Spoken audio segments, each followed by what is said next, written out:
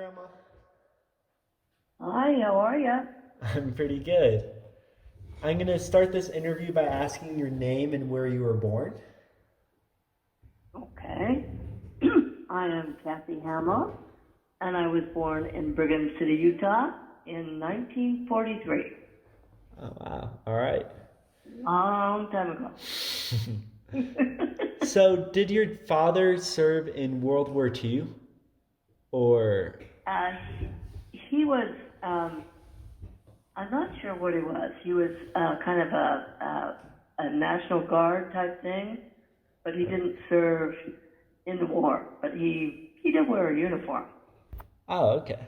That's cool. And after the war, there was a lot of benefits such as the GI Bill and stuff like that. Did you guys take use of that and buy a home that's kind of was like the picture perfect home of the time that's in the suburbs, the family With the of picket fence and the yeah, the flowers picket all fence, around? yeah. No, we didn't. Where did you Yeah, guys I move don't. after the war? We did what? Where did you guys move after the war? Ah, actually, when I was born, the war was just ending. So actually, we lived in a little place called Delta, Utah, and then we moved to Salt Lake. And we kind of lived in Salt Lake when I went to school. And that's kind of where I grew up. And what was the house like there? It was pink. We lived in a pink house, and it was a brick house, but somebody painted it, but it was a crazy house. Yeah, it was pink. Going a They little bit called it against the Pink Palace. standards. All right. What? Well, going back to a little bit more of women's rights, did your mom play a prominent role as a mother more of, or did she work? Or was she more of like the what you would expect of a typical 50s housewife to where she was kind of stay at home, cooked and cleaned? Or did she kind of go against that No, standard? no, she worked every day. She worked all the time. All Uh, the time that I was growing up, she had a job. do you think that She was not a shaped? stay-at-home mom. Hmm? Oh, yeah.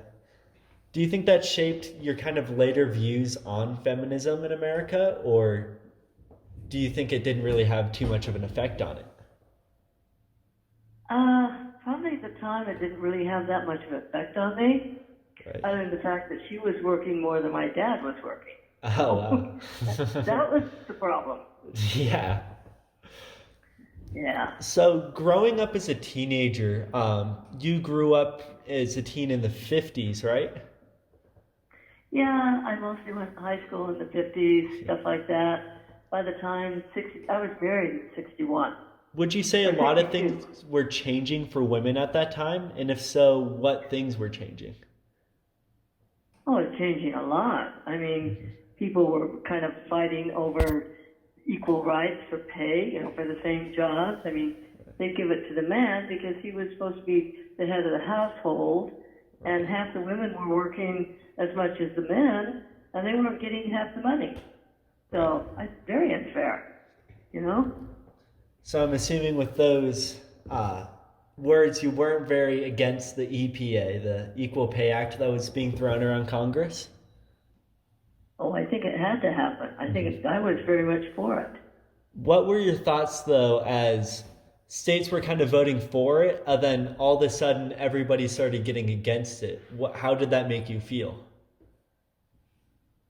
Well, like I say, at that time, I was raising a young family, and my husband was working, so it's just kind of like, all your attention is on your family. You Right, know what's going on around you, but it's not like you're really fighting for it, But it was there. It was a problem. right. Did you go to college after high school? I went to the University of Utah for about a year. Then I got married. And what did you major in? Home economics. Oh. What I know influenced it's you crazy. to major in that? Well, there's two reasons. I liked doing the cooking things where they had the demonstrations and stuff like that. And I also liked the decorating part. So that kind of was kind of fun, you know? So, yeah, I like to decorate houses. Oh yeah. Change houses. You didn't know want the that. pink house anymore? What? I say you didn't want the pink house anymore. Oh, I hated that house. That was horrible. It really wasn't that. It was just a stink. So moving more on to the 60s, um, and Maida Springer, who was a prominent black feminist at the time, had said that the end of the 60s might as well have been the end of an era. Do you agree with this statement, or do you think it's kind of exaggerated? Totally. No, there was such a big change at that time. It's amazing. Everything changed. You know, the way people felt, the music, the actions, the free love, the whole bit. It just changed totally. And what did you You think know? of all this change? What? What did you think of all this change? Were you for it? Were you kind of like weary of it? I like the fact that people were having more to say and everybody's not keeping them down, but I think it really got a little out of hand for a while, you know? How's that, You do you have all think? these, you have like the concerts and stuff like that. Now you guys have it and it's common thing, but back then it wasn't, you know, Woodstock, I mean, Oh, right. that was drastic.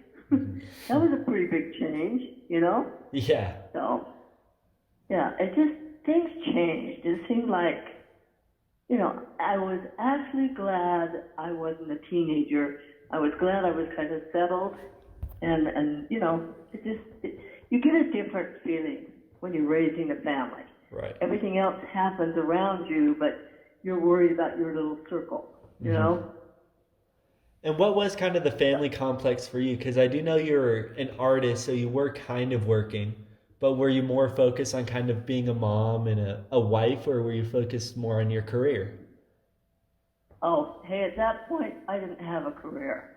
I didn't start that till I was much older. So, Uh, more on my family, you know, right. have little kids. That's what you're worried about. And is that kind of what you dreamed of from when you were little, just kind of being a mom? Or did you kind of, when you're little, think, I want to be more of a career, get into a career and work? I think at that time it's more on just being family, Right. you know. I wasn't really in any career of any time until probably, well, after I got divorced and started painting. In all the time of you growing up through the 50s and going all the way to today, what do you think was the single biggest thing that happened for the women's movement in your For the lifetime? women? For the women's Uh, movement. I'm really thinking in the workforce, they started getting a little voice, and they started things started getting more aware that, hey, this is unfair. And I think that's the biggest thing that happened.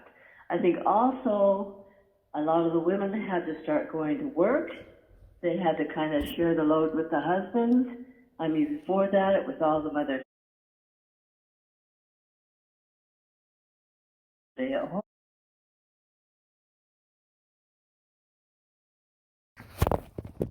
Hi, Grandma. I know. And I got married. And for the women's Uh, movement. I'm really thinking in the workforce, they started getting a little voice, and they started things started getting more aware that, hey, this is unfair. And I think that's the biggest thing that happened. I think also a lot of the women had to start going to work. They had to kind of share the load with the husbands. I mean, before that, it was all the mothers stay at home and do all this. So I think a lot of changes happened then. All right. Well, thank you so much for your time, Grandma. Oh, well, you're very welcome. All right. Well, I'll see you soon, Grandma. I love you. I love you too. Well,